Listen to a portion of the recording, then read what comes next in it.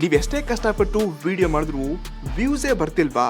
ಹಾಗಾದ್ರೆ ನಾನು ಹೇಳೋ ಈ 3 ಸ್ಟೆಪ್ಸ್ ನ ಫಾಲೋ ಮಾಡಿ. ವೆಲ್ಕಮ್ ಟು ಇನ್ಸ್ಟಾಗ್ರಾಮ್ ಎಷ್ಟು ಪಾರ್ಟ್ 6 ವಿಡಿಯೋನಲ್ಲಿ ನಂಬರ್ 1 ನೋಡಿ. ನೀವು ಹೊಸದಾಗಿ ಕಂಟೆಂಟ್ ಕ್ರಿಯೇಷನ್ ಸ್ಟಾರ್ಟ್ ಮಾಡಿದ್ರೆ ಇನ್ಸ್ಟಾಗ್ರಾಮು, ಯೂಟ್ಯೂಬು, ಟ್ವಿಟರು ಯಾವುದೇ ಪ್ಲಾಟ್ಫಾರ್ಮ್ ಅಲ್ಲಿ ನೀವು ಯಾವುದೇ ವಿಡಿಯೋನ ಅಪ್ಲೋಡ್ ಮಾಡೋಕ್ಕಿಂತ ಮುಂಚೆ ನಿಮ್ಮ ಚಾನಲ್ನ ಹೆಸರಾಗಿರಲಿ, ನಿಮ್ಮ ಕ್ಯಾಪ್ಷನ್ ಡಿಸ್ಕ್ರಿಪ್ಷನ್ ಆಗಿರಲಿ ಅಥವಾ ನಿಮ್ಮ ಐಡಿನಲ್ಲಿ ನೀವು ಏನೊಂದು ಕಂಟೆಂಟ್ ಮಾಡ್ತಿದ್ದೀರ ನೋಡಿ, ಇದ್ರ ರಿಲೇಟೆಡ್ ಹೆಸರನ್ನೇ ಅಲ್ಲಿ ಆಡ್ ಮಾಡಿ. ಬಿಕಾಸ್ ನೀವು ಏನು ಕಂಟೆಂಟ್ ಮಾಡ್ತಿದ್ದೀರ ನೋಡಿ, ಸೊ ಇದ್ರ ಬಗ್ಗೆ ಅಲ್ಗೊರಿಥಮ್ ಗೊತ್ತಾಗುತ್ತೆ. ಇದು ಆಟೋಮೆಟಿಕ್ ಆಗಿ ಆ ಜನರಿಗೆ ಮಾತ್ರ ನಿಮ್ಮ ವಿಡಿಯೋನ ಸಜೆಸ್ಟ್ ಮಾಡುತ್ತೆ. ನಂಬರ್ 2, ನಮ್ಮಲ್ಲಿ 90% ಜನ ಈ ಹೊಸ ಕಂಟೆಂಟ್ ಕ್ರಿಯೇಟರ್ಸ್ ಅಂದ್ರೆ ಇವರು ಸ್ಟಾರ್ಟಿಂಗ್ ಅಲ್ಲಿ ತುಂಬಾ ಎಫರ್ಟ್ ಆಗ್ಬಿಟ್ಟು 1, 2, 3, 4, 5ನೇ ವಿಡಿಯೋ ತನಕ ಹೆವಿಯಾಗಿ ಎಲ್ಲ ಇಂಟ್ರೆಸ್ಟ್ಲಿ ಅಪ್ಲೋಡ್ ಮಾಡ್ತಾರೆ. ಬಟ್ ಯಾವುದಕ್ಕೂ ವ್ಯೂಸ್ ಬರಲ್ಲ ಅಂತ ಹೇಳ್ಬಿಟ್ಟು 6ನೇ ವಿಡಿಯೋ ಅಪ್ಲೋಡ್ ಇವರು ಮಾಡೋದೇ ಇಲ್ಲ.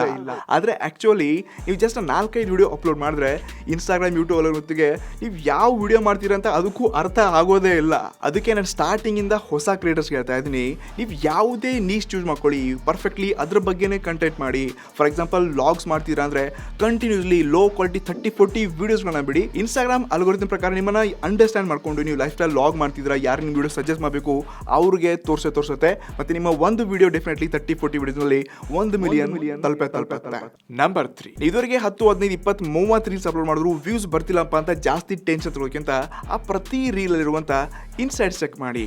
ಫಾರ್ ಎಕ್ಸಾಂಪಲ್ ನಿಮ್ ಯಾವುದೋ ಒಂದು ಸ್ಟಾರ್ಟಿಂಗ್ 2-3 ವಿಡಿಯೋಗಳಿಗೆ ಜಸ್ಟ್ 5 ವ್ಯೂಸ್ ಬರ್ತಿದೆಯಪ್ಪ ಅಂದ್ರೆ ಇಲ್ಲಿ ನಿಮ್ಮ ಇಂಟ್ರೋಂದಿಗೆ ಪ್ರಾಬ್ಲಮ್ ಇದೆ, ಅದನ್ನ ಫಿಕ್ಸ್ ಮಾಡ್ಕೊಳ್ಳಿ. ಇನ್ನು 50, 100, 1000 ವ್ಯೂಸ್ ಬಂದಿದೆ ಬಟ್ ವಾಚ್ ಟೈಮ್ ಅಲ್ಲಿ ಜಸ್ಟ್ 50% ಜನ ನೋಡ್ಬಿಟ್ಟು ಸ್ಕಿಪ್ ಮಾಡಿದ್ರಪ್ಪ ಅಂತಂದ್ರೆ ನಿಮ್ ಕಂಟೆಂಟ್ ಅಲ್ಲಿ ಯಾವುದೇ ವ್ಯಾಲ್ಯೂ ಸಿಗ್ತಿಲ್ಲ. ಇದನ್ನ ಸರಿಪಡಿಸ್ಕೊಳ್ಳಿ. ಇದ್ರ ಜೊತೆಗೆ ಬೇರೆ ಕಂಟೆಂಟ್ ಕ್ರಿಯೇಟರ್ಸ್ಗಳು ಹುಕ್ ಹೇಗೆ ಮಾಡ್ತಿದ್ದಾರೆ, ಟೈಟಲ್ಸು, ಥಂಬ್ನೇಲು ಏನೆಲ್ಲ ಚೇಂಜಸ್ ಮಾಡ್ತಿದ್ದಾರೆ, ಇದನ್ನೆಲ್ಲ ಕಂಪ್ಲೀಟ್ಲಿ ರಿಸರ್ಚ್ ಮಾಡಿಬಿಟ್ರೆ ಲೋ ಕ್ವಾಲಿಟಿನಲ್ಲಿ ವಿಡಿಯೋ ಮಾಡಿ ಬಟ್ ಒಳ್ಳೆ ಕಂಟೆಂಟ್ ನ ಕೊಟ್ಬಿಟ್ಟು ಜನರನ್ನ ಕ್ಯಾಚ್ ಮಾಡ್ಕೊಳ್ಳಿ. ಹಾಗಾದ್ರೆ ದಿನಾಲೂ ಎಲ್ಲಿಂದ ಕಂಟೆಂಟ್ ತರಲಿ, ಹೊಸ ಐಡಿಯಾಸ್ಗಳು ಎಲ್ಲಿಂದ ಹುಟ್ಟುತ್ತೆ, ಏನ್ ಮಾಡ್ಲಿಯಪ್ಪ ಅಂತ ಕನ್ಫ್ಯೂಷನ್ ಇದ್ರೆ ಪಾರ್ಟ್ 7 ವಿಡಿಯೋಗಾಗಿ ವೇಟ್ ಮಾಡಿ.